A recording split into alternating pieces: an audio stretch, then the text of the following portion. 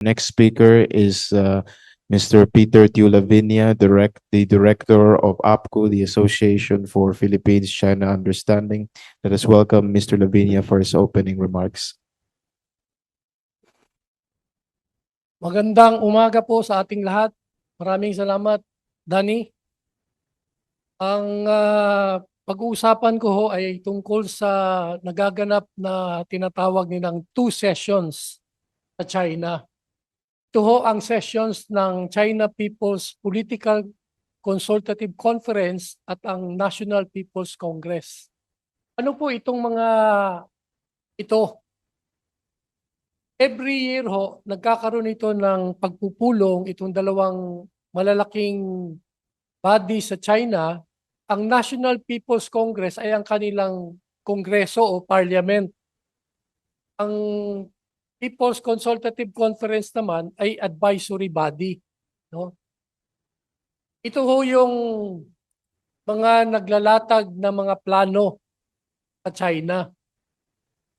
Ito ho ay pwedeng mahiluntulad natin sa ating policy making body, ang Kongreso, no? Pero wala ho tayo nung tinatawag na consultative conference.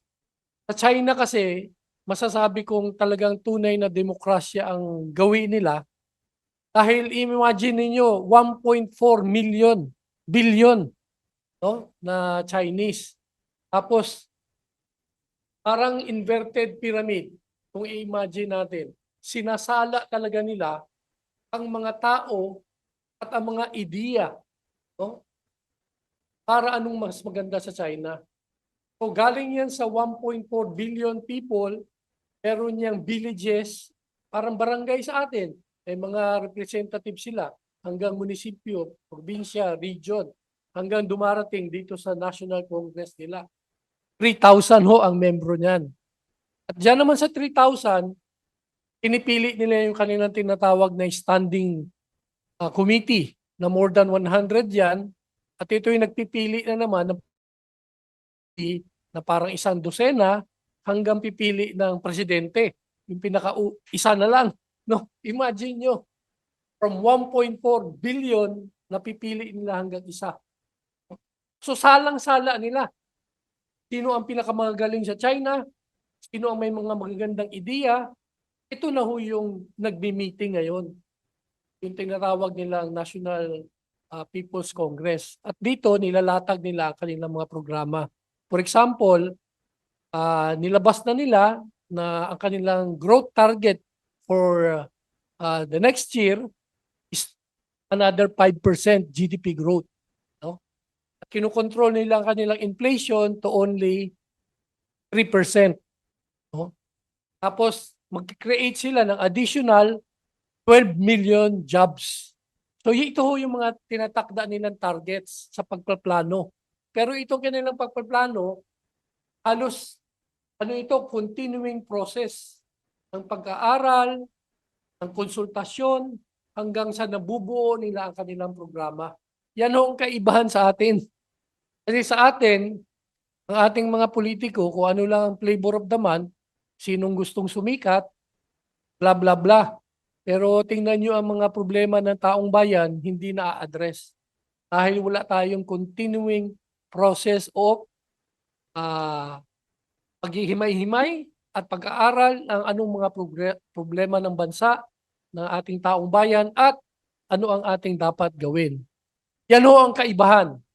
O kaya itong tinatawag na 2 sessions in China, hindi lang mahalaga sa bansa nila, pati sa buong mundo. Bakit? China ngayon pinakamalaki na sa manufacturing, sa industries, sa technology, no? Sa Pilipinas, siya ang ating number 1 trading partner. O kaya kung ano man ang nangyayari sa China, ano man ang plano nila, merong effect, no? Or mag-i-impact sa atin kung ano man ang mga plano nila. Kaya mahalaga na maintindihan ito ng ating taong bayan na kung ano itong tinatawag na 2 sessions in China. Kapamagitan din itong kanilang 2 sessions, daan nila pinipili ang kanilang mga leaders. No?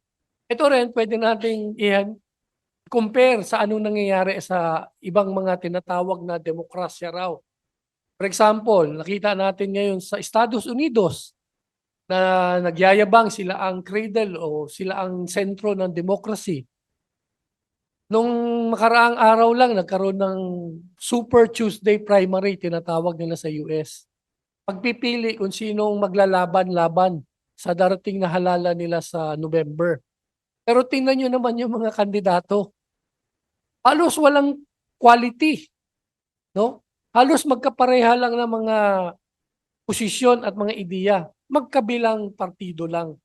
Naalala ko tuloy yung sinabi ni Fidel Castro na actually ang Amerika, wala namang two-party system yan. It's a one-party system sa Amerika controlled by the Zionist lobby. Kaya lang, meron dalawang wing. Sabi nila, yung Democratic wing at Republican wing. Pero may pinag-iba ba yung dalawa? Halos wala. No? Kaya makikita natin, yung tinatawag na demokrasya sa Amerika ay pagpipili ng mga sinong magiging leader nila para i-promote ang interest ng iilan. Di ba?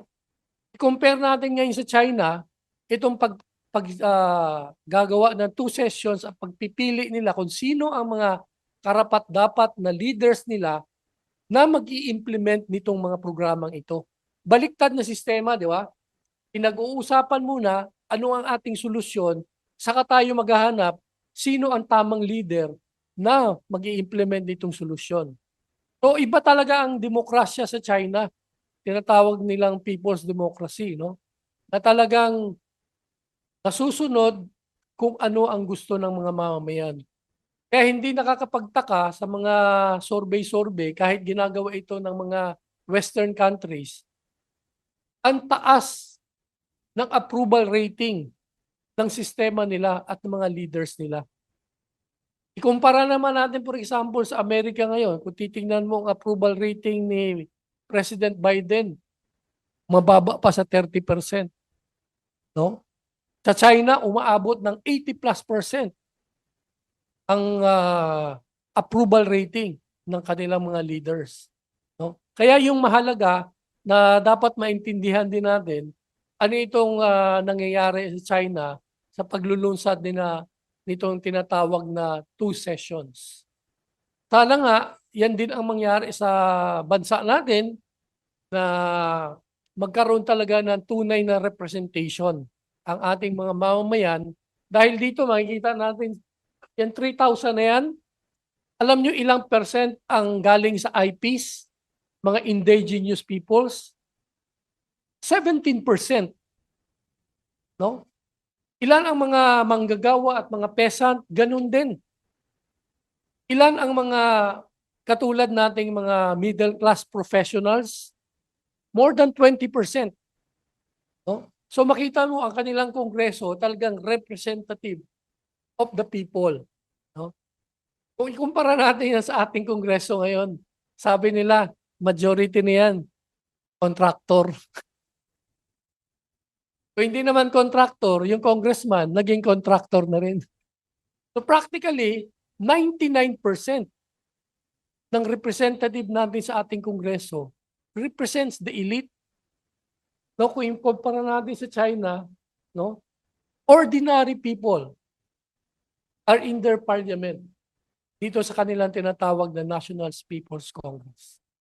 So sana maintindihan ng ating mga kababayang Pilipino na ang sistema sa China ay hindi pwedeng ikumpara sa sistema sa Western countries na tinatawag na democracy. Na ginaya natin. Kinopya lang natin yung constitution at political system ng Estados Unidos. Sana magkaroon pa tayo ng mga pag-aaral na ano ba talaga ang mas better system sa Pilipinas na pwede nating matawag na representative democracy. Yan po, maraming salamat, Danny. Thank you, Mr. Peter Tiulavinia, for enlightening us on China's 2 sessions, which demonstrate their people's democracy. Thank you for your remarks.